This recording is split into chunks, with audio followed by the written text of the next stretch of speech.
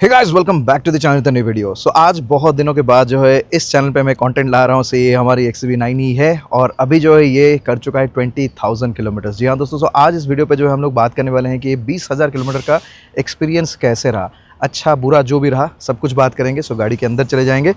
उससे पहले मैं आपको कुछ दिखा देता हूँ। यहाँ पे अगर आप देखोगे तो देखो 20,000 किलोमीटर के बाद हमारे टायर की कंडीशन मैं आपको दिखा देता हूँ। कुछ इस तरह से है। सो ये टायर जो हमने हर 10,000 पे जो रोटेशन किया है, इसका मतलब 2 बार रोटेशन हुआ है, एक 10,000 में, एक 20,000 में। और ये जो पहले मतलब ये पहले जब गाड़ी नया आया था तब ये पीछे था, फिर आगे गया, फिर अब फिर से पीछे आ गया। देखो टायर की अगर कंडीशन की आप बात करोगे तो मुझे लग रहा है कि भाई ये टायर आराम से और 15,000 किलोमीटर तो डेफिनेटली कर लेगी। थोड़ा थोड़ा जैसे सॉफ्ट टायर है तो थोड़ा थोड़ा कट मार्क्स है इधर उधर बहुत सारे जगह पे है, अगर आप फिगर आउट कर सकते हो। ये जैसे देखो यहाँ पे अगर देखोगे तो यहाँ पे कुछ देखो कट मार्क्स जैसे दिख रहा है, ऐसे चीज़ें बहुत सारा है। बट एज सच अभी तक एक पंक्चर वंक्चर कुछ हुआ नहीं है, सही चल रहा है।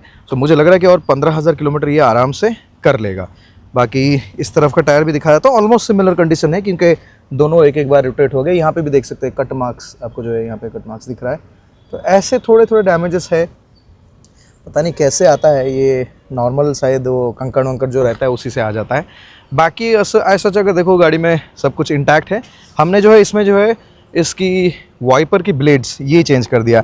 ये एक्चुअली प्रॉब्लम क्या था ना, ये वाइपर ब्लेड जो है शुरू से ही प्रॉब्लम था इसमें, ये अच्छी तरह से जो है क्लीन नहीं कर रहा था। तो इसको मैंने वारंटी पे रिप्लेस करने के लिए रिक्वेस्ट किया था पहले भी, लेकिन इनके पास स्टॉक नहीं था। लेकिन इस बार 20,000 सर्विस पे ये चेंज कर दिए। एक और चीज़ जो चेंज हुआ इसमें, एक हॉर्न चेंज हुआ है। एक हॉर्न कुछ इशू आ रहा था तो साउंड ठीक से नहीं आ रहा था, डबल हॉर्न नहीं बज रहा था, तो एक हॉर्न आई थिंक इन्होंने चेंज किया। बाकी सब सही है और कुछ भी ऐसे ज़्यादा कुछ नहीं है। अब गाड़ी पे बैठते हैं और डिटेल में बात करते हैं। इस तरफ का टायर दिखा देता हूँ, कुछ इस तरह से है। ये भी सिमिलर कंडीशन पे है। 15,000 किलोमीटर्स मेरे ख्याल से और एक्स्ट्रा चले जाएगा तो फिर हमारा लगभग टोटल हो जाएगा 35,000 किलोमीटर ऑन दिस टायर्स। अब हम अंदर जाते हैं। अच्छा, एक अपडेट जो है इसमें हो चुका है अभी। गाड़ी के पास अगर हम लोग आ रहे हैं तो चाबी आपके पॉकेट में रहेगा तो ये ऑटोमेटिकली अनलॉक भी हो जाता है, एंड जब आप गाड़ी से दूर जाते हो वहाँ पे ये लॉक भी हो जाता है। ये फीचर थोड़ा मुझे कन्फ्यूज़न इसलिए था क्योंकि लोग बोल रहे थे कि जो है ये खाली टॉप एंड पे आता है, सो इट्स वेरिएंट पे नहीं आएगा। लेकिन ये हमारा पैक 2 है, इसमें भी ये फीचर आ गया। बहुत कमाल का चीज़ है। बाकी दोस्तों पूरा डिटेल में बात करते हैं। वैसे भी मुझे फैक्ट्री जाना है, करीब यहाँ से 1.5 घंटे की ड्राइव है, तो उसके अंदर हम सारे के सारे बातें जो है कर लेंगे इस गाड़ी के बारे में। So stay tuned. गाड़ी में एग्जैक्टली हमने चलाया है 20,855 किलोमीटर्स। बात है, क्या बात है। पिछले 74 किलोमीटर्स हमने चलाया 10.4 किलोवाट पर आवर। मतलब आप सोचो कि अगर 59 किलोवाट की बैटरी है और 10 किलोवाट पे आप चला रहे हो तो लगभग 600 किलोमीटर की रेंज, क्या बात है। ऐसे रोड्स ये है। सो बैंगलोर से कृष्णगिरी की तरफ। अब देखो दोस्तों, ऐसा ही कि यार आप लोग डेफिनेटली पूछोगे कि इतना दिन से कहाँ था, इग्नोर कर दिया बिल्कुल चैनल को। बात बिल्कुल सही है। एक्चुअल बात ये है कि दोस्तों मैं अपना एक खुद का जो है हमने बिज़नेस शुरू किया है। हमारा जो है खुद की राइडिंग बूट्स कंपनी हमने लॉन्च किया, जिसका नाम है हैंडले। अगर आप लोग मोटरसाइकिल, बाइक्स मतलब कुछ भी चलाते हो तो यार आप लोगों को हमारे ये प्रोडक्ट डेफिनेटली खरीदना चाहिए। बहुत ही अमेजिंग क्वालिटी की राइडिंग बूट्स बनाते हैं जो कि सेफ्टी बूट्स है। बेसिकली आप अगर राइड वाइड करने के टाइम पे कहीं गिर जाते हो, कुछ हो जाते हो, तो उस पर जो है प्रोटेक्शन मिलता है। और हमारा इरादा इस प्रोडक्ट के साथ ये है कि हम कैसे इसको नॉर्मलाइज कर सकते हैं। इसलिए हमने ना अर्बन और वो सब डिज़ाइन पे थोड़ा ज़्यादा काम किया कि कंफर्ट भी आए, देखने में भी ज़्यादा वो राइडिंग बूट्स टाइप का नहीं दिखे, एंड ओवरऑल प्रोडक्ट की फील जो है एक प्रीमियम फील आपको देगा। तो ये हमारा इरादा था, उस हिसाब से प्रोडक्ट बना रहे हैं। आई थिंक ये थोड़ा सा टेढ़ा है पर मेरा है। उस चक्कर पे दोस्तों जब कभी आप एक नया बिजनेस मतलब लॉन्च करते हो, उसमें बहुत काम रहता है, बहुत रिस्पॉन्सिबिलिटीज़ रहता है। तो इसके चक्कर पे थोड़ा कंटेंट कम हो रहा था। ऐसा नहीं कि मैं ड्राइव नहीं कर रहा था, जैसे आप देखें कि 20,000 किलोमीटर हो गया। लेकिन हाँ, ये बात है कि मैंने बहुत ज़्यादा लॉन्ग ड्राइव्स नहीं गया। ये मेरी फैक्ट्री विजिट ही करीब 350 किलोमीटर एक बार में हो जाता है, तो वहाँ पर जो यूज़ हुआ। और ये हमारी जो फास्टैग यूज़ कर रहे हैं, ये भाई सेकंड राउंड है, मतलब एक 200 का फास्टैग खत्म हो गया और ये सेकंड वाला, इसमें भी आई थिंक मेरे ख्याल से 100 के ऊपर जो है खत्म हो चुका है। एनीवेज दोस्तों, अब बात करते हैं गाड़ी के बारे में। सो जैसे मैंने आपको दिखा दिया कि क्या क्या पार्ट्स मेरा रिप्लेस हुआ 20,000 किलोमीटर पे। अब दोस्तों देखो, एक वर्ड में, अब इस वीडियो में हम लोग बहुत कुछ बात करेंगे, इंक्लूडिंग चार्जिंग इंफ्रास्ट्रक्चर के बारे में बात करेंगे। मैं रहता हूँ बेंगलोर में, और दोस्तों बता देता हूँ आपको, साउथ इंडिया में अगर आप ईवी ले रहे हो आपको कोई दिक्कत नहीं आएगा। आप हर जगह आपको जो है चार्जेस मिल जाता है, बहुत अच्छी तरह से जो है आप गाड़ियों को चार्ज करके कहीं जा सकते हो। अब मैं आपको बता देता हूँ कि भाई मैं इस महीने नहीं, नेक्स्ट महीना महीने में मैं प्लान कर रहा हूँ कि XUV9E को लेके नॉर्थ ईस्ट जाऊँ। लेकिन टू बी ऑनेस्ट आपको बता देता हूँ, इसमें 2 टाइप की प्लान है। देखो अब क्या प्लान है पूरा बता देता हूँ। जैसे मेरे दोस्त है, कुछ लोग यहाँ से अपने डीजल गाड़ियाँ भी चला के जा रहे हैं। जैसे एक मेरे दोस्त सफारी लेके जा रहा है। हम लोग पूरा कैलकुलेट कर रहे थे, ऑलमोस्ट 90,000 रुपीज़ का जो है हमें डीजल का कॉस्ट आ रहा है यहाँ से, मतलब बैंगलोर से नॉर्थ ईस्ट जाना आना, क्योंकि बहुत ज़्यादा किलोमीटर्स हो जाता है। खास करके यार नॉर्थ ईस्ट हमारे लिए इतना दूर है, गुवाहाटी यहाँ से ही 3000 किलोमीटर के ऊपर ही है, तो ये थोड़ा ज़्यादा हो जाता है। 3,000 मतलब 6,000 तो यहाँ चला गया, बाकी जो रह गया आपका फिर वहाँ पे 1-2 हज़ार का एक्सप्लोर करोगे। तो ऐसे होके तो हम लोग जो है नॉर्थ ईस्ट यहाँ से जाएंगे। तो अब देखो उस गाड़ी पे हम लोग देख रहे थे कि भाई 90,000 का जो डीजल खर्चा हो रहा है। तो वहाँ पे अगर मैं XUV का सोचूं, और पता है सबसे लंबा पैच अगर देखोगे यहाँ से गुवाहाटी तक है 3-6 हज़ार, बाकी ऊपर जो हम लोग एक्सप्लोर करेंगे वो करीब 1-2 हज़ार किलोमीटर का रहेगा। सो 2 टाइप के दोस्त जा रहे हैं, एक जो है भाई अपना गाड़ी यहाँ से ड्राइव करके जा रहे हैं, और दूसरे टाइप के जो दोस्त हैं मतलब फैमिलीज बेसिकली जा रहे हैं, वो लोग क्या कर रहे हैं ना, वहाँ पे डायरेक्टली एक गाड़ी रेंट पे ले रहे हैं, मतलब सेल्फ ड्रिवन वाला गाड़ी ले रहे हैं, जिसकी रेंट पर डे 2 से 3 हज़ार के आसपास आएगा। एंड देन वहाँ पे फिर जो डीजल या पेट्रोल खर्चा होगा, हम लोग कैलकुलेट कर रहे थे खाली पहाड़ी में अगर आप गाड़ी लेके रेंट पे जाते हो उसमें भी 12-13 हज़ार का जो है पेट्रोल का खर्चा आता है। अब मेरे फैमिली में अगर देखोगे तो 3 लोग हैं। अब वो प्लान पे भी मैं जा सकता हूँ कि फ़्लाइट पे चला गया, लेकिन भाई गुवाहाटी की जो फ़्लाइट की कॉस्ट है बहुत ज़्यादा एक्सपेंसिव है फ्रॉम बैंगलोर। आई थिंक 11-12 हज़ार के आसपास कुछ रहेगा कॉस्ट एक साइड का। तो एक आदमी का कितना हो गया 26,000, और मतलब जाना ना 24,000 ले लो, 24,000, और 3 हम लोग हैं, मतलब मेरे फैमिली में 3 लोग अगर जा रहे हैं तो फिर 75,000 खाली टिकट का जाएगा फ्लाइट। उसके अलावा फिर यहाँ से फ्लाइट मतलब जाओ एयरपोर्ट, फिर वहाँ पे वो सब कुछ रहेगा। उसके बाद फिर हम गाड़ी रेंट भी करेंगे, उसका एक 20-22 हज़ार जैसा रेंटल आएगा। एंड जो फिर पेट्रोल का तो चलो ठीक है, वो आप खुद का गाड़ी लो कुछ भी लो, 12 हज़ार के आसपास वो भी आएगा। तो 1 लाख के ऊपर जो है हमारा हो गया खाली ट्रैवल का कॉस्ट। उसके बाद फिर अकोमोडेशन एंड ऑल दैट सब मिला के हो जाएगा ज़्यादा खर्चा। बट द पॉइंट इज़ कि मेरे पास EV है and I like to drive it. So इसलिए मैंने सोचा कि भाई जो भी हो यहाँ से तो हम ड्राइव करके जाएंगे। बट प्रॉब्लम क्या है EV का पता है, नॉर्थ ईस्ट में भाई चार्जिंग नहीं मिलता, ये है दिक्कत। नॉर्थ ईस्ट में चार्जिंग इंफ्रास्ट्रक्चर बिल्कुल है ही नहीं, मतलब ना के बराबर है। कोलकाता ये सब क्रॉस करने के बाद ना जो चार्जिंग आपको मिलता है वो सब जनरली जो है ना खाली पेट्रोल पंप पे ही मिलता है। एंड दैट 25 किलोवाट का मिलेगा, या फिर टाटा का मिलेगा वो भी 25 किलोवाट आवर की चार्जर मिलेगा। So very very very very bad आप बोल सकते हो कि EV के मामले में इंफ्रास्ट्रक्चर अभी बहुत ख़राब है। तो इसीलिए वो करेज नहीं होता है। और मैं हमेशा ये बोलता हूँ ना कि भाई देखो, जिस चीज़ से आपको तकलीफ होने वाला है, मतलब you are going to face problems, तो उसको ज़बरदस्ती का खींचतान के कुछ करके हमें दुनिया को प्रूव नहीं करना है कि भाई हम EV खरीदे हैं, देखो हर जगह चार्जर मिल जाता है। नहीं, उतना ईजी तो है नहीं, ये पता है, तो नहीं करना है। तो मैं कहने का मतलब ये बोल रहा हूँ कि जो अपने गाड़ी की लिमिटेशंस है उसको समझना बहुत ज़रूरी है। सो मुझे पता है कि भाई इस गाड़ी की लिमिटेशन ये है कि हाईवे में सब कुछ चले जाएगा, लेकिन जैसे आप पहाड़ियों में जाओगे, खास करके जैसे ईस्टर्न जोन पे, अगर वहाँ पे है नहीं चार्जर्स तो क्यों जाके वाट लगाना है। तो इसलिए मेरा प्लान थोड़ा डिफरेंट है। And at the same time I also wanted to drive यार दिस कार, तो अच्छा लगेगा। इसलिए मैं सोच रहा कि उड़ीसा चले जाएंगे, उड़ीसा से फिर वहाँ से हम गुवाहाटी तक इसमें ड्राइव कर लेंगे। तो 6,000 किलोमीटर का जो ड्राइव है हमारा हो गया। अरे कहाँ गया ये, अच्छा आगे है। तो 6,000 किलोमीटर का जो ड्राइव भी हमारा एक्सपीरियंस हो गया। और वहाँ जाके हम लोग प्लान कर रहे हैं कि एक कोई भी एक गाड़ी ले लेंगे, 2,000-2,500 के अंदर जो भी पर डे रेंटल रहेगा, और जो भी 7-8 दिन का जो भी ट्रिप का रहेगा वो वहाँ पे रेंट करके वो चला देंगे। तो उसमें और हेडेक नहीं रहेगा। सबसे हायर साइड पे भी अगर मैं बात करूँ ना कि EV की जो रनिंग कॉस्ट है, अगर हम बाहर ही चार्ज करते हैं तब भी ना ऑन एन एवरेज देखोगे वो 4 रुपये के आसपास टेक्निकली आएगा पर किलोमीटर। क्योंकि कुछ चार्जेस तो ऑब्वियसली हम घर पे करके जाएंगे, फिर उड़ीसा में भी घर पे वहाँ पे हो जाएगा, तो कुछ चार्जेस इधर उधर हो जाएगा। तो लगभग 4 रुपये आप किलोमीटर का पकड़ लो। और 6,000 किलोमीटर हम इसमें ड्राइव करने वाले हैं गुवाहाटी को जाके वापस आने के लिए। उसमें हमारा कितना लगा, 4 रुपये इंटू 6,000 किलोमीटर, लगभग 24,000। सो 24,000 रुपीज़ में हम लोग जो है पहुँच जाएंगे गुवाहाटी। देखो इसमें एक्स्ट्रा कॉस्ट भी है कि आप अकोमोडेशन लोगे, ये लोगे, उसका भी खर्चा है। बट यार ऑब्वियसली एक ड्राइव का एक्सपीरियंस भी आएगा। फैमिली के साथ आप लगभग 10 दिन का ड्राइव भी कर लोगे, वो एक अलग सा एक्सपीरियंस है। तो इसीलिए मैंने प्लान किया है कि ये वाला फॉर्मूला हम प्लान करेंगे और वहाँ जाएंगे और वहाँ पे रेंट कर देंगे। दूसरी ऑप्शन क्या है कि अगर हम मान लो इसी EV को लेके जा रहे हैं, देखो उस पे केस पे क्या पता है, मैं फैमिली के साथ वो रिस्क नहीं लूँगा। अगर मैं अपने दोस्तों के साथ हूँ, बिंदास मूड में है, कहीं भी कुछ होगा देख लेंगे, उस केस पे जाऊँगा कि मैं इसको लेके पूरा मतलब तवांग तक भी ड्राइव करके जाऊँगा। फिर जो जो होटल्स में जहाँ मिला उनसे बात करके वो प्लग पॉइंट लेके चार्ज कर सकते हैं, वो सब कर सकते हैं। तो ये दो फार्मूला में से मैंने प्रेफर किया कि भाई ये मेरे लिए जो हाइब्रिड फार्मूला अच्छा रहेगा। अब देखो वहाँ पे घूम फिर के आ जाता कि क्या अगर मेरे पास डीजल गाड़ी आज के डेट पे होता तो क्या would it have been better. देखो अभी जैसे मेरे दोस्त जो सफारी में जा रहा है, नो डाउट वहाँ पे उसको रेंट नहीं करना पड़ेगा, लेकिन अगर कॉस्ट के मामले में देखोगे लगभग यार वो फिर भी एक्सपेंसिव लगेगा, क्योंकि वहाँ की जो डीजल या पेट्रोल का खर्चा है जो पहाड़ियों में, वो तो उसको करना ही करना है।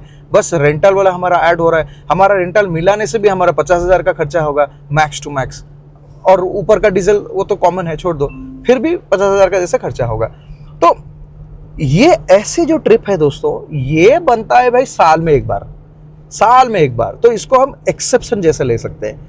तो कहने का मतलब ये कि भाई एक्सेप्शन के हिसाब से आपकी गाड़ी यहाँ परचेस नहीं होना चाहिए कि एक बार मैं यहाँ वो करूँगा ये करूँगा, उस चक्कर पे ऐसे गाड़ी लूँगा वैसे गाड़ी लूँगा, नहीं। जो regular day to day basis पे जो आपको इफेक्टिव लग रहा है, आई थिंक वो बेटर है। तो उस हिसाब से अगर आप मुझे पूछोगे, I am totally satisfied with this car. आपको एक बढ़िया मज़ेदार चीज़ बताऊंगा, जितने भी मेरे दोस्त हैं अभी जिन्होंने XUV लिया है, मैंने ज़्यादातर केसेस में ये देखा कि जिनके पास टॉप स्पेक है ना, वो टॉप एंड, उसमें ही मैं देख रहा हूँ कि भाई ज़्यादातर इश्यूज है। इसमें कुछ भी आज तक नहीं है प्रॉब्लम, कुछ भी भाई प्रॉब्लम, मतलब भाई गॉड्स ग्रेस, टचवुड बोलते हैं ना कि भाई कुछ भी आज तक प्रॉब्लम नहीं है। माइनर निगल्स था, जैसे ये ट्रिप मीटर रीसेट हो जाता था, ऐसे छोटे मोटे निगल्स था, वो सब मतलब वो सब सॉर्टेड है।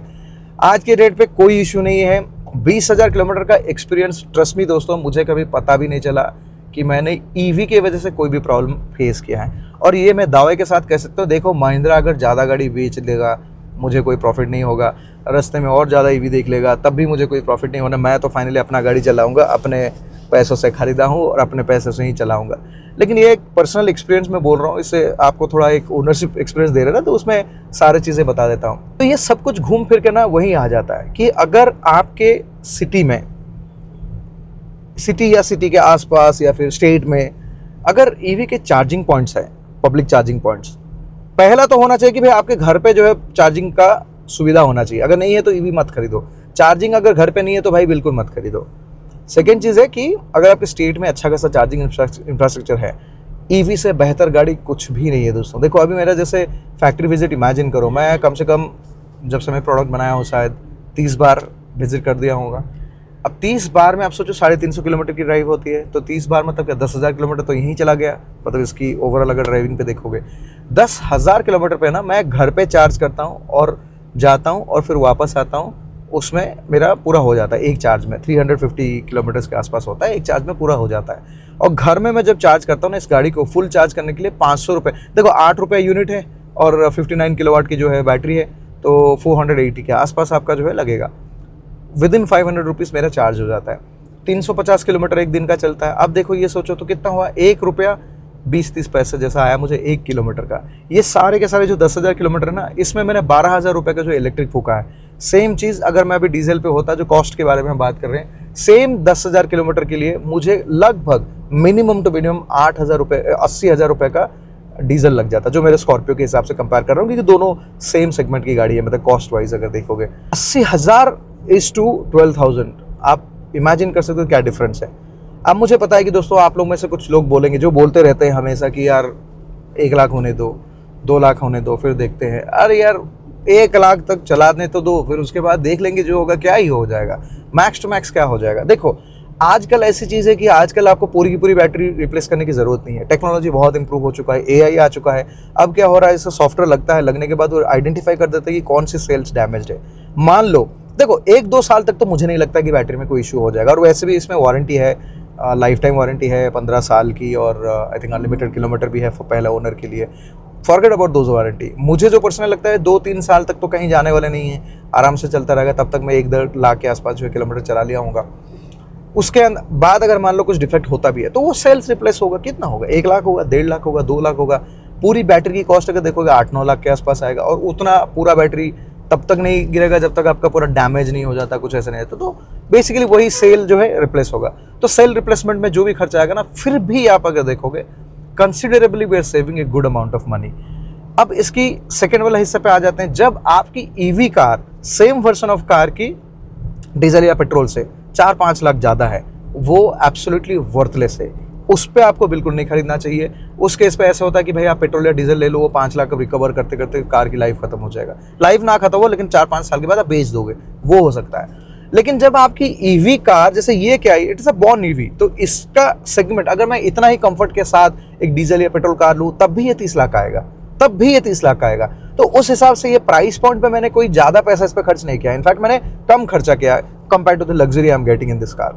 तो उस हिसाब से देखोगे, पर किलोमीटर कॉस्ट के हिसाब से it's really saving. And advantage पता क्या है दोस्तों, आप ना एक साथ, चलो एक गाड़ी ले ली, एक बार का खर्चा है, लेकिन जो बार बार जो पेट्रोल डीजल जो भी आप डालते रहते हो छोटे छोटे चीज़ों पे ना, जैसा अभी देखो ये वॉर का सीन चल रहा है, अभी तो पेट्रोल डीजल पे बहुत ज़्यादा डिफरेंस हुआ नहीं है, लेकिन अगर मान लो कल के डेट पे यार बढ़ गया। जैसे मेरे दोस्त से कल बात हो रहा था, वो फिलीपीन से है, तो बोल रहा था कि उनके वहाँ पे ना कुछ प्राइस था पहले 54 पेसोस ऐसा कुछ, तो उनके करेंसी के हिसाब से था, अभी वो 150 हो गया, मतलब 3 गुना भाई बढ़ गया है। इंडिया में वी आर रियली लकी कि भाई हमारे पेट्रोल प्राइसेस ऐसे बहुत ज़्यादा शूट अप नहीं हुआ है, बट यहाँ पे सोचो 3 गुना is not a joke. Imagine आज आपको 100 रुपये पे पेट्रोल मिल रहा है, कल 300 हो गया, होगा नहीं, लेकिन मैं बोल रहा हूँ कि क्या ही होगा फीलिंग। बट वो सब चीज़ों में हमें ये टेंशन नहीं होता है, हमें तो लगता है चलो ठीक है। अभी जैसे मेरा दोस्त कैलकुलेट कर रहा था ना कि भाई सच में डीजल में जाएंगे तो यार 90,000 80,000 के आसपास जो है पेट्रोल डीजल का खर्चा लगेगा एंड ऑल, वो चीज़ देख लो। अभी वो फीलिंग मुझे है ही नहीं, क्योंकि यार बहुत सस्ते में हम जाके आ जाएंगे, मतलब फ्लाइट से भी कम खर्चे पे हो जाएगा। सो ये दोस्तों है। अब गाड़ी की बात कर लेते हैं, तो ये हो गई इंफ्रास्ट्रक्चर की बात। अगर आपके पास इंफ्रास्ट्रक्चर है तभी आप जाओ। साउथ में हो रहे आप अगर हो तो भाई 100% ईवी लेना चाहिए, इसमें कोई दो राय नहीं है। इतने चार्जेस भरे हुए भाई, 200 किलोमीटर भी आपको गाड़ी दे रहा रेंज ना, तब भी आपको बहुत सारे चार्जेस मिल जाएगा। अब दोस्तों इस गाड़ी की बात करते हैं। देखो सो फार जैसे मैंने आपको बताया कि भाई कोई मतलब भाई लक हो जो भी हो, इसमें कोई इश्यूज नहीं है। बट मैं अभी बहुत सारे महिंद्रा की वीडियोस, मतलब ओनर्स की वीडियो देख रहा हूँ, बहुत सारे लोग फ्रस्ट्रेटेड हैं। एक तो भाई कि भाई कोई टेक्निकल चैनल चला रहे हैं, इनकी इंश्योरेंस का कुछ गड़बड़ हुआ। आई थिंक यार ये चीज़ जो है ना, महिंद्रा को अभी थोड़ा काम करना बहुत ज़रूरी है। सी एक चीज़ जो इवॉल्व हो रहा है, you can not go wrong. I mean मैं आपको एक एग्जाम्पल देता हूँ। हम जैसे राइडिंग बूट्स अभी कर रहे हैं, आप यकीन नहीं मानोगे, तो हम लोग ये बूट्स जब बना रहे थे, हम सारे के सारे मार्केट में जितने सारे बूट्स था उसको खरीदे। और कुछ बूट्स ऐसे हुए कुछ ब्रांड्स पे, जैसे हमने कुछ मॉडल लिया और यार होता नहीं कि लगता है कि यार तो वर्थलेस हो गया लिए, और जब हम उनको पूछते हैं कि can we exchange this with a different model, they say no. उनकी पॉलिसीज ऐसे कि कोई एक्सचेंज लेते नहीं है, only size exchange is allowed. And बहुत सारे मतलब कंपनियों में ये प्रॉब्लम है कि भाई साइज एक्सचेंज भी आप पूछोगे तब भी ये लोग जो है आपको कुरियर चार्ज करवाएंगे, तो ऐसा सीन है। But at the same time हमने अपना राइडिंग बूट लॉन्च किया। आप बिलीव नहीं करोगे, इतना राइडर फ्रेंडली ब्रांड है, लोगों ने लिया भी है, उनको फिटिंग विटिंग इश्यूज आ रहा है। एंड थोड़ा सैड अगर कभी बोलते भी ना, हम लोग सीधा सीधा बोलते हैं, डोंट वरी। हमारा काम नहीं है कि कोई बाइकर को भाई फंसा देंगे कि आपने खरीद लिया हो गया बात, वो नहीं है। हम चाहते हैं कि राइडर हमारा प्रोडक्ट लेके खुश रहे, वो बात है। कहीं हम पैसा बनाएंगे, कहीं हम पैसा गवाएंगे, but this is business, and business ऐसे ही चलता है, कभी लॉस कभी profit. But at the same time आपको समझना पड़ेगा कि आपके कस्टमर की कन्वीनियंस बहुत बड़ी चीज़ है। और ये हम बूट की बात करेंगे जहाँ पे 5 से 8 हज़ार रुपये की प्रोडक्ट है, भाई गाड़ी 20-30 लाख की प्रोडक्ट है, 35 लाख की प्रोडक्ट है। How could you give that kind of shitty service? नहीं होना चाहिए। कस्टमर आपके लिए बहुत ज़्यादा बेटर करना चाहिए। एंड यार वो क्या पूछ रहा है, मतलब कि सर्विस अच्छा दे दो, देना ही चाहिए, सपोर्ट अच्छा दे दो, देना ही चाहिए। हाउ डेयर कि भाई इंश्योरेंस कंपनी डिनाई कर देगा कि हम ये नहीं करेंगे। एक इंश्योरेंस कंपनी कैसे मतलब डिसाइड करेगा कि क्या करना है नहीं करना है? अरे यार तुम लोग साले जब अपने इंश्योरेंस बेचते हो तब तो हाथ पैर जोड़ के बेचते हो, क्योंकि आजकल इतना सारा ऑप्शंस हो गया। और तुम कैसे, मतलब तुम्हारा काम तो ये भाई गाड़ी डैमेज हुआ देना ही है, वही है काम तुम्हारा। ये नहीं, नाटक नहीं करना है। ये सब पे आई थिंक गवर्नमेंट को भी मतलब इंटरफेयर करना चाहिए, और ब्रांड्स को खास करके। बिकॉज महिंद्रा वाले, आप अगर उनके इंश्योरेंस बेच रहे हो तो भाई आप वेरीफाई कर दो कि कुछ भी हो भाई इंश्योरेंस आपको क्लेम देना जरूरी है। इतना एक्सपेंसिव गाड़ी लिया थोड़ी ना वो रेसिंग वेसिंग कर रहा है। तो ये चीज़ है, तो ये चीज़ों पे आई थिंक थोड़ा सा जो है इंप्रूवमेंट्स आना ज़रूरी है। जब एक इंडस्ट्री इवॉल्व हो रहा है तो ब्रांड्स को बहुत ज़्यादा इसमें थोड़ा स्ट्रेंथ दे के, थोड़ा सपोर्ट दे के वो करना चाहिए, ये मैं मानता हूँ, और ये करना बहुत ज़रूरी है। कुछ और केसेस है जिनके साथ कुछ गाड़ी की इश्यूज़ आ रहा है। जैसे अभी हमारा एक दोस्त है आयुष बोल के, होंडा बिग विंग से, उन्होंने ख़रीदा B6 का कुछ वाइट कलर या कोई तो कलर खरीदे हैं, लेकिन उनके साथ ये हुआ कि भाई कलर जो है ना बॉनेट पे और कहीं और पे वो मैच नहीं कर रहा है, मतलब थोड़ा टिंट अलग है। तो भाई ये बोला ये नया गाड़ी ऐसे कैसे हो सकता है? अब कंपनी बोला नहीं नहीं सर ऐसे ही आएगा। भाई कोई रीज़न नहीं है कि ऐसा होना चाहिए। तो ये जो कहानियां है ना भाई, ये थोड़ा स्केरी है, लोगों को ना डिस्करेज करेगा। आप लोगों को सीधा सीधा फोकस करना पड़ेगा कस्टमर एक्सपीरियंस के ऊपर। आई थिंक ये एक ही चीज़ है जो मिस आउट हो रहा है इंडिया में, वो करना बहुत ज़रूरी है। बट मेरा प्रोडक्ट के हिसाब से मैं देखूँ, सो फार एक्सपीरियंस इज़ वेरी गुड, कोई प्रॉब्लम नहीं आया अभी तक, सब कुछ सही चल रहा है। एंड सर्विस की भी बात कर लो, सर्विस सेंटर्स मतलब बहुत कम है, वो आज भी मेरा कंप्लेन है कि भाई और ज़्यादा एक्सेसिबल सर्विस सेंटर होना चाहिए। मेरा 20,000 का जो सर्विस हुआ ना, इसमें मेरा खर्चा करीब 2-2.5 हज़ार के आसपास हुआ। उसका रीज़न भी ये था, उससे कम होना चाहिए। एक तो मैंने जो है ना गाड़ी को पिकअप का वो कर दिया, क्योंकि यार इतना दूर इनके सर्विस सेंटर जाके ड्रॉप करना फिर लेके आना, वेस्ट ऑफ टाइम मुझे लगा। और वैसे भी मैं अगर कैब करूँ तो 1,000 रुपये का खर्चा होगा, जाना और आना, फिर से जाना वो चीज़ पे। सो मैंने फिर पिकअप वाला वो फैसिलिटी ले लिया, 500 रुपये वो लो लिए, तो वहाँ पे 500 गया। एयर फिल्टर जो है अपना, जो एसी का फिल्टर है वो उसने चेंज किया। बाकी और आई थिंक कंज्यूमेबल्स का ही कुछ कॉस्ट होगा, बट अदरवाइज और कुछ नहीं है। 2-2.5 हज़ार के आसपास है। और एक्चुअली पेड सर्विस होने के बाद भी ना ये मे बी 4-4.5 हज़ार के आसपास रहेगा। 10,000 किलोमीटर में 5,000 अगर सर्विस कॉस्ट जाता है, not a big deal, unless आपकी ब्रेक पैड ये सब रिप्लेस होगा। बट अभी ब्रेक पैड का कंडीशन से अगर आप देखोगे तो 10 से 20% ही मतलब ख़त्म हुआ है। ईवी की ये सबसे बड़ी एडवांटेज है, मुझे खास करके बहुत अच्छा लगता है। मैं तो बहुत कम ब्रेक्स यूज़ करता हूँ, पूरा का पूरा रीजन पे ही हो जाता है। इसलिए ब्रेक पैड की लाइफ आप सोच लो, मुझे लग रहा है 60-70 हज़ार 80 हज़ार आराम से चला जाएगा, कोई इशू नहीं है। So that is one cost will save. Tyre का कंडीशन तो मैंने आपको दिखा दिया, और 15,000 ईजिली जाना चाहिए। अब वो 15,000 पे देखते हैं, 10,000 किलोमीटर के बाद 30,000 किलोमीटर पे देखते हैं कि टायर की हालत क्या है। बट हाँ, tyres are going to be expensive, hopefully तब तक और कुछ ब्रांड्स के भी टायर आ जाए तो फिर अच्छी बात है। बट ये है ओवरऑल कहानी। अब जो टॉप एंड लिए हैं भाई, उसमें क्या है ना, फीचर्स इतना भरा हुआ आता है तो उसमें थोड़ा इश्यूज आता है। इसमें क्या ना बेसिक फीचर्स है, तो इसलिए बहुत ज़्यादा सॉफ्टवेयर का ग्लिच नहीं है, क्योंकि ज़्यादातर मैंने देखा है जितने सारे गाड़ियों में ज़्यादातर सॉफ्टवेयर वाली ग्लिच है, उसके वजह से कुछ ना कुछ अकड़ जाता है। वो चीज़ है, सिंपल चीज़ है। जैसे अभी ये हमारा जो स्टीयरिंग है, इन पे मैंने देखा बहुत सारे लोगों की कंप्लेन की, जो बटन से वो काम नहीं कर रहा है। वो जो टॉप एंड पे वो उसने टच जैसा बटन दे दिया, इसमें क्या है फिजिकल बटन से, क्या बेहतरीन चीज़ है। मतलब ये देखो, ये जो सीट आप देख रहे हो, टॉप एंड पे जाओगे भाई, व्हाइट कलर का वो जो सीट देते हैं बहुत जल्दी गंदा आ जाता है। ये देखो, ये बाय डिफॉल्ट जो सीट दिया है एकदम बढ़िया है, इसमें कोई गंदा होने वाला, ये खुद है ही गंदा कलर तो बेकार है, मुझे गंदा ही लगता है, लेकिन गंदा है और गंदा है, मतलब गंदा और नहीं होगा तो गंदगी नहीं होगा।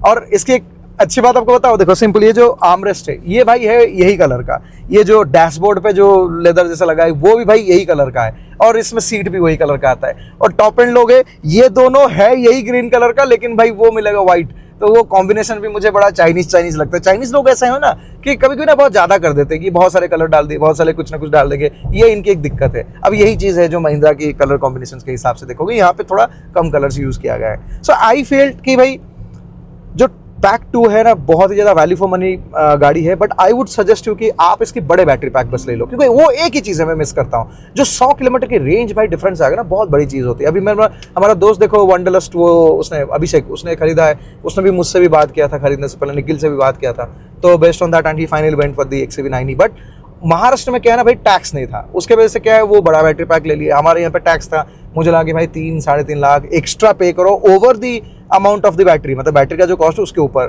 टैक्स की वजह से मुझे वो लगा कि भाई सेंसिबल नहीं है। इसलिए मैंने, आप सोचो मेरे लिए 4-4.5 लाख के आसपास डिफरेंस हो रहा था। मैंने बोला छोड़ दो, इतना पैसा नहीं देना है, 100 किलोमीटर झेल लेंगे। तो वो एक ही चीज़ है जो मैं शायद इसमें रिग्रेट करूँगा। बट सो फार, बिकॉज जैसे मैंने आपको बताया कि साउथ पे रहता हूँ, तो मेरे लिए मैटर नहीं करता इतना, जो 300, 350, 400 जो भी रेंज दे रहा है, it is more than enough for me. और रेंज की बात करें, अब सुबह भाई मैं घर से जब चला के आ रहा था भाई, 10 की जो है किलोवाट आवर की जो है रेंज दे रहा था। मतलब इमेजिन करो कि 600 जैसा रेंज। रोड की बात है, अलग बात है, सारे रोड में नहीं देगा। बट हाँ, पॉइंट ये है कि दोस्तों जो भी हो, यही सब चीज़ है कि overall experience is good. 20,000 kilometre का एक्सपीरियंस कितना जल्दी 20,000 हो गया मुझे पता भी नहीं चला। और दूसरी बात पता क्या है, डीजल में ना होता था ये बैक ऑफ माइंड की, कहीं पे आपका मान लो अगर 10-15 मिनट अगर आइडल गाड़ी रह जाए तो लगता है यार डीजल बर्न हो रहा है, वो एक फीलिंग होता था। इसमें कोई और चीज़ नहीं है। जैसे सिटी में ट्रैफिक जाम में फंसता हूँ, आराम से चिल मार के ऐसे बैठा हुआ रहता हूँ, ना पोल्यूशन हो रहा है, ना किसी को तंग हो रहा है, कुछ नहीं हो रहा है, आराम से मैं अपना AC लगा के बैठा हूँ, कोई इशू नहीं है। तो ये कॉस्ट की कोई प्रॉब्लम भी नहीं है। तो ये चीज़ें जो मेंटली ना, ये बहुत ज़्यादा आपको अच्छा फील करवाता है कि चलो ठीक है, हमने एक EV पे इन्वेस्ट किया एंड अच्छा खासा जो है हम पैसा उसूल कर रहे हैं। तो ये बात है दोस्तों। बाकी आपका अगर कोई स्पेसिफिक क्वेश्चन है, please do let me no in the comments. And sorry again कि इतना दिन से हम लोग वीडियो बना नहीं पाए, मतलब मैं ही बना नहीं पाया। बट आगे चल के फिर से आएगा। अभी ये बड़ा वाला राइड करेंगे, ड्राइव करेंगे, तो उसकी भी वीडियोस आएगा, कंटेंट बहुत आएगा धीरे धीरे। थोड़ा सा भी बिजनेस भी स्टेबल हो रहा है, and luckily we really did good in our business. मतलब अच्छा चला है, अच्छे ग्रोथ भी है, बहुत सारा अप्रिशिएशन आ रहा है, लोग बहुत पसंद कर रहे हैं। सो आप भी कभी जाके देख सकते हो हमारे bootshanley.com, कुछ और रिटेल स्टोर्स में भी आ गया है, और वेबसाइट पे तो है ही। अगर आप बाइक वाइक चलाते हो तो यार आप ऑर्डर कर सकते हो। हाँ, मैं कार वालों के लिए भी कुछ जूता लेके आऊँ। सो ये बात दोस्तों, थोड़ा सा ओवर हीट हो गया था कैमरा, क्योंकि धूप लग रहा है ना, तो डैशबोर्ड से मैंने माउंट किया था। बट हाँ, experience so far has been amazing. अगर आपका कोई स्पेसिफिक क्वेश्चन है, please do let me know. और मैंने जब से गाड़ी लिया ना, बहुत सारे अपने दोस्त भी सेम गाड़ी पिक कर रहे हैं, and everyone is happy about it. एक और हमारे दोस्त हैं चंद्रमौली जी, तो उनके पास जो है BYD की वो क्या है, सील या क्या है, वो जो SUV टाइप की है प्रीमियम वाला, तो उनके पास वो है। उन्होंने अपने कार में जो है 45,000 किलोमीटर्स अभी चला चुके हैं। अभी मेरा बात हो रहा था, तो वंस ही क्रॉस अबाउट 50,000 किलोमीटर्स हम लोग उनका एक 50,000 किलोमीटर का रिव्यू ले सकते हैं। और उन्होंने तो बोल रहा था कि भाई उनके टायर्स अभी भी चल रहा है, कोई इशू नहीं है, वो तो 50,000 किलोमीटर के आसपास होके भी चल रहा है। प्योरली डिपेंड्स ऑन कि आप कैसे ड्राइव करते हो। अगर आप बहुत रैश राइड करते हो, ड्राइव करते हो, मतलब एक्सेलरेशन बहुत फास्ट करते हो, तो उस केस पे टायर्स जो है थोड़ा बर्नआउट ज़्यादा होता है। बट अगर आप जेंटल हो ऑन द थ्रॉटल, जैसे मैं अपने गाड़ियों को बिल्कुल अब्यूज़ नहीं करता हूँ, ना बाइक ना कार, हमेशा ध्यान देके, क्योंकि भाई जब खर्चा आएगा तो खुद को ही करना है, तो क्यों करना है। अब मैं तो हूँ नहीं भी ऐसे एग्रेसिव राइडर, तो उस हिसाब से ठीक ठाक चल रहा है। तो ये है बात। चलो दोस्तों, वही है बात। अगर कोई क्वेश्चन है, please do let me know. और अगर आपके पास EV है, आपने कितने किलोमीटर्स अभी तक चलाया है, वो एक्सपीरियंस भी डेफिनेटली शेयर करना अच्छा लगेगा। Thank you so much again, bye bye, take care guys.